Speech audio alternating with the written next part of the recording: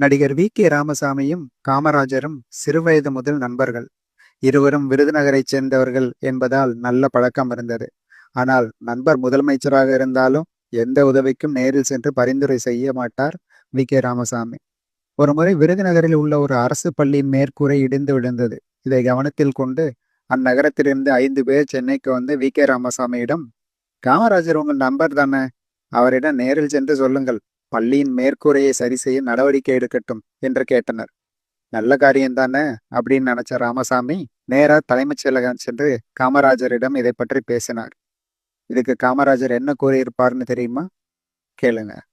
பள்ளி மேற்கூரை இடிந்ததற்காக 5 பேர் சென்னைக்கு வந்திருக்காங்களே, அவங்க இப்ப எங்க தங்கி இருக்கிறாங்க அப்படின்னு கேட்டார் காமராஜர்.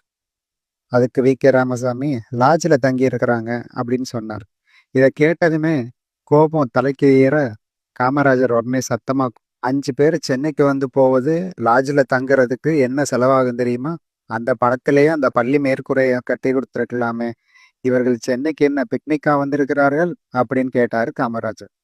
காமராஜரின் இந்த எதிர்பாராத பதிலால் வி.கே. ராமசாமி அப்போதைக்கு பயந்து அங்கிருந்து தலை தெறிக்க ஓடினார். ஆனால் பின்னர் அந்த சம்பவத்தை மனதில் நினைத்து பார்த்தபோது காமராஜர் சொன்னதில் தீர்த்தமான உண்மை இருப்பதை உணர்ந்தார்.